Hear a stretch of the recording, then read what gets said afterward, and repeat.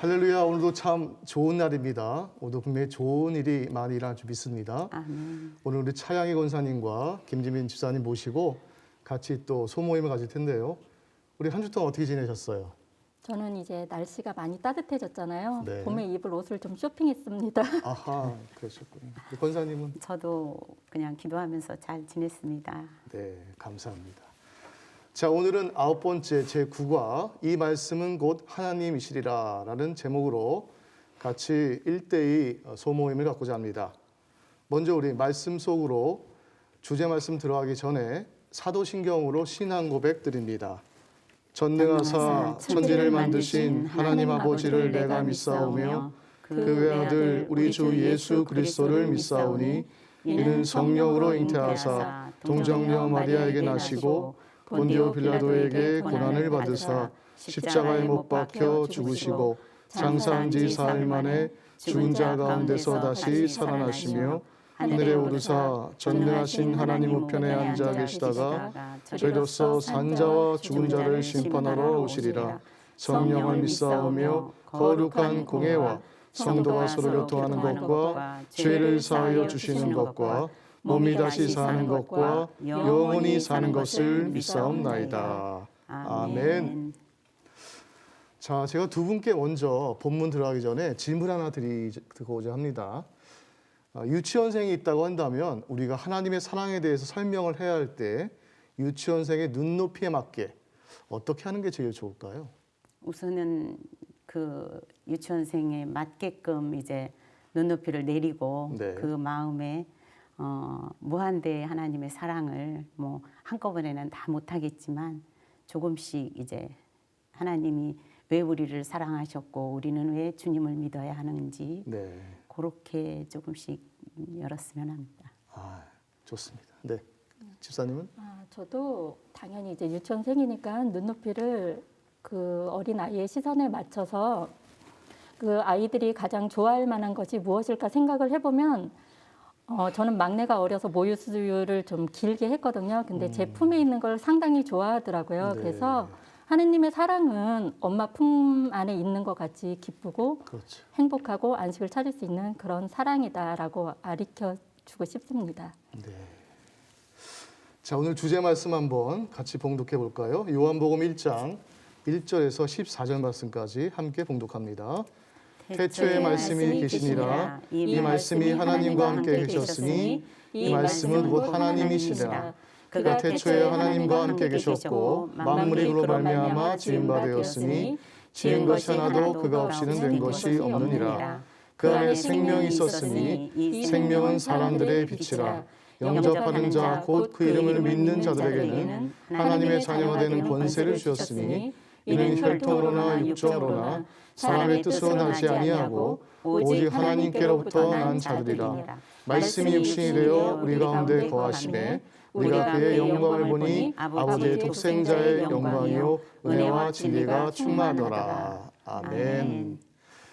자, 요한복음 1장 1절에서 14절까지의 말씀은 전체 주제라고 할 수 있는 예수님의 신성, 또 예수님의 성육신, 예수님을 믿음으로 받는 구원에 관한 메시지가 아주 장엄한 어조로 기록되어 있습니다. 그 중에서 우리가 첫 번째 하나님이신 예수님에 대해서 우리 차 권사님께서 한번 읽어주시겠습니까? 요한복음 서문은 예수님의 신성을 선언하며 시작됩니다. 우리는 요한복음 서문의 첫머리에서 예수님의 신성에 관한 다음의 세 가지 사실을 발견할 수 있습니다. 첫째, 예수님은 하나님과 동등하십니다. 이는 말씀은 곧 하나님이시라는 요한복음 1장 1절의 말씀을 통해 알 수 있습니다. 여기서 말씀은 예수님을 의미합니다. 아멘. 그러므로 말씀은 곧 하나님이시라는 선언은 예수님이 바로 하나님이시라는 사실을 나타냅니다. 더불어 요한복음 1장 1절은 말씀, 즉 예수님이 태초부터 하나님과 함께 계셨다고 선언합니다. 이를 통해 우리는 예수님이 피조물과 달리 창조된 적이 없으신 하나님이시라는 사실을 깨닫습니다. 둘째, 예수님은 창조주이십니다. 이는 만물이 그로 말미암아 지은 바 되었으니라는 요한복음 1장 2절의 말씀을 통해 알 수 있습니다. 여기서 그는 예수님입니다. 따라서 만물이 그로 말미암아 지어졌다는 말씀은 예수님이 만물을 창조하셨다는 뜻입니다. 천지 창조는 오직 하나님만 행하실 수 있는 역사입니다. 그러므로 예수님이 만물을 지으신 창조주라는 사실은 예수님의 신성을 나타냅니다. 셋째, 예수님은 생명의 근원이십니다. 이는 그 안에 생명이 있었으니라는 요한복음 1장 3절 말씀을 통해 알 수 있습니다. 피조물에게 생명을 주는 일은 오직 하나님만 하실 수 있습니다. 그러므로 예수님이 생명의 근원이시라는 사실은 예수님의 신성을 나타냅니다.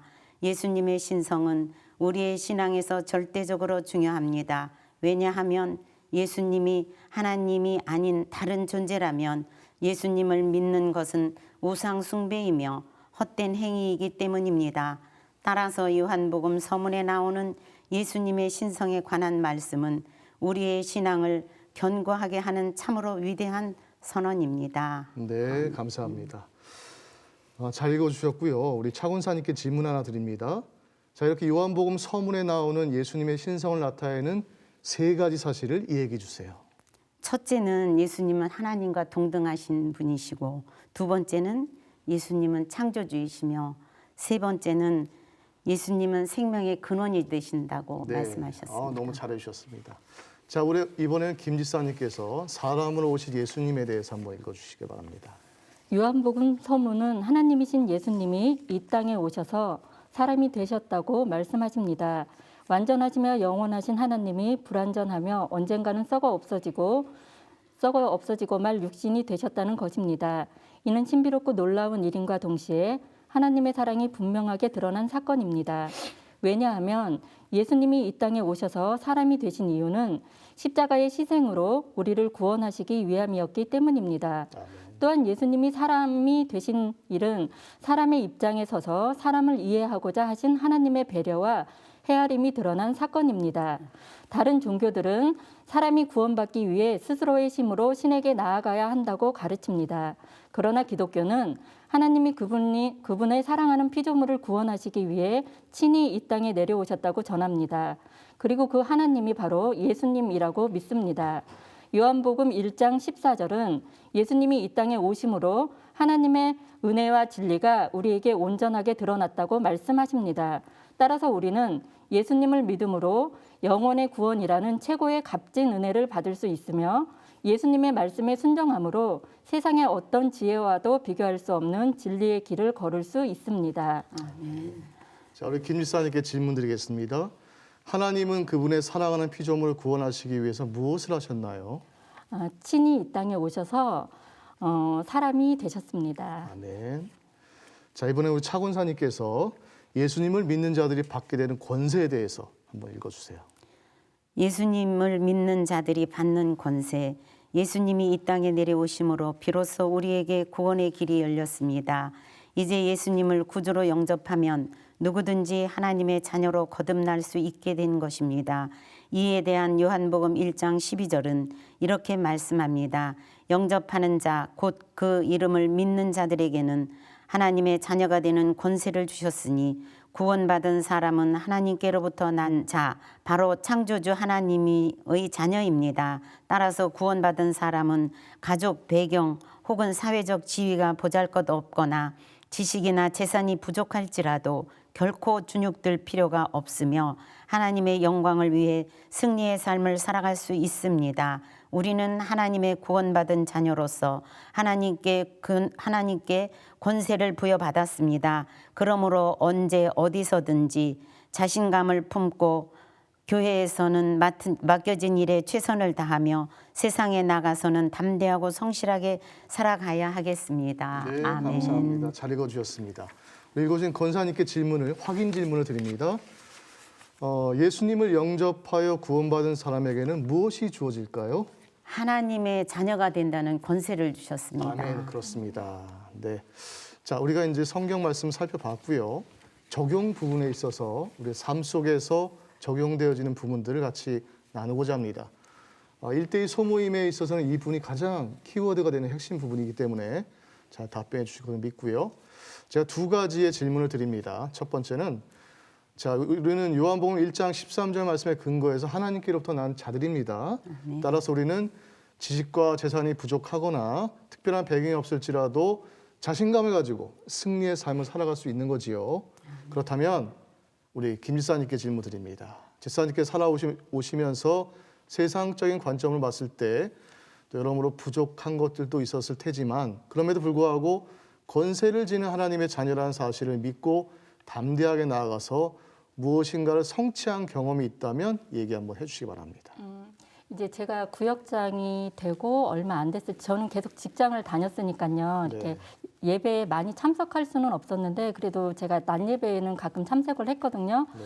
그때 새로 오신 목사님이 전도 매뉴얼을 전체 교구 식구들한테 주고 이 성경 구절을 회사에 가서 제 목소리로 읽어주고 나는 이 집사님이 읽어주는 성경 구절을 들었다는 사인을 받아오라고 했어요. 근데 사실은 제가 생각하기에는 민망한 일이거든요. 읽어주고 사인을 받아오라니까.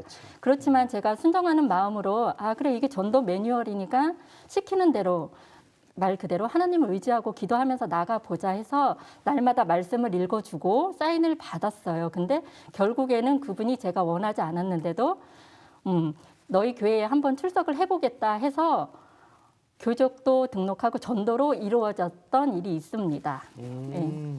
놀라운 간증인데요. 우리가 삶 가운데 이런 간증이 넘쳐나고 있습니다.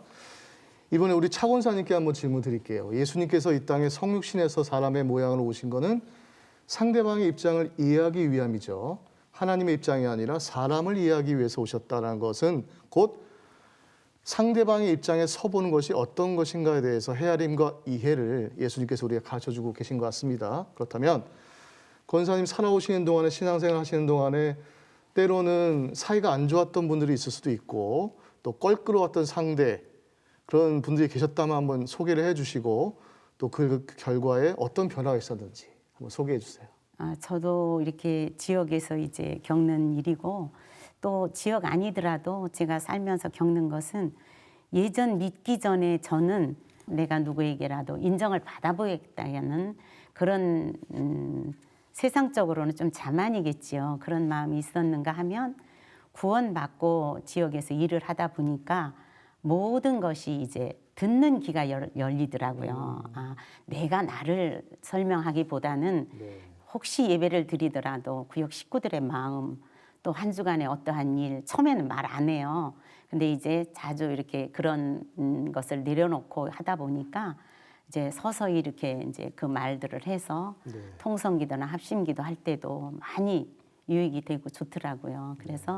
그래서 뭐 이렇게 모든 일이 내가 말하기보다는 좀 많이 듣고 그분을 이해하면서 그 삶 속에 들어갔을 때 그러기를 또 바라고 항상 그렇게 삽니다.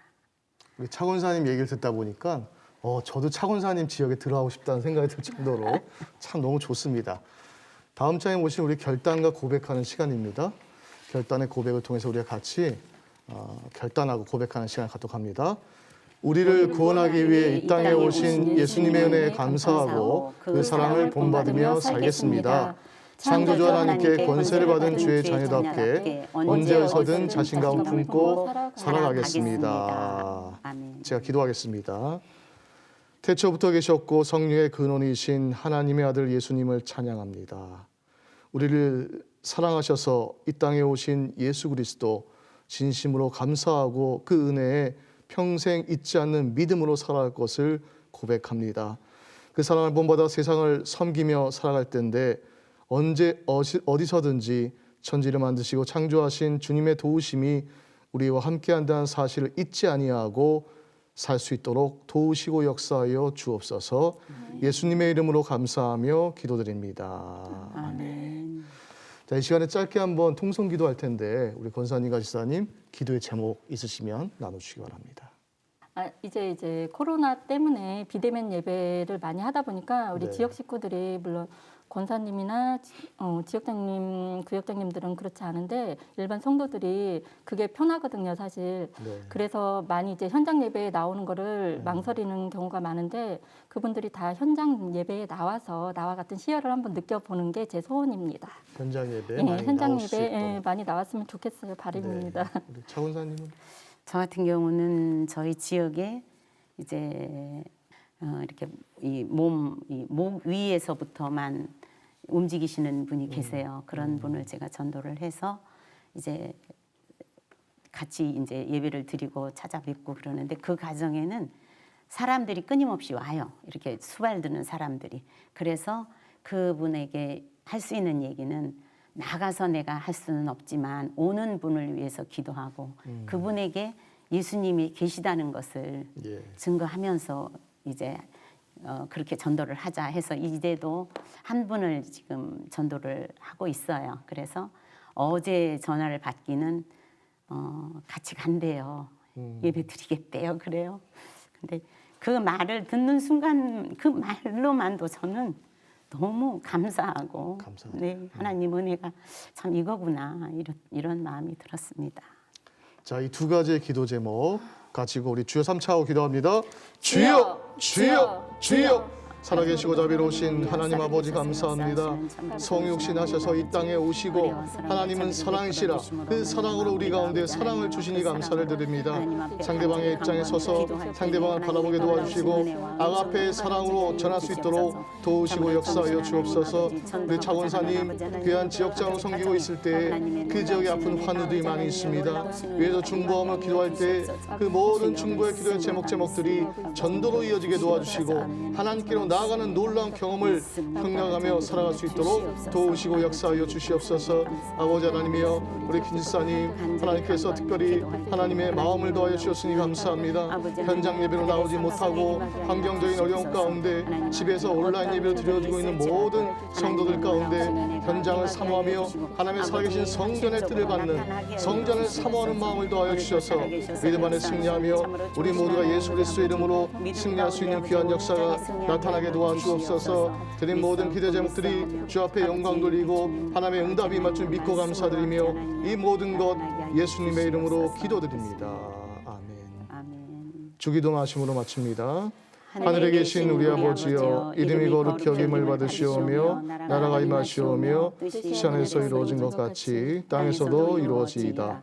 오늘 우리의 일용할 양식을 주시옵고 우리가 우리에게 죄 지은 자를 사하여 준 것 같이 우리 죄를 사하여 주시옵고 우리를 시험에 들게 하지 마시옵고 다만 악에서 구하시옵소서. 나라와 권세와 영광이 아버지께 영원히 있사옵나이다. 아멘. 하나님께 영광을 돌리겠습니다. 주님 감사합니다. 감사합니다.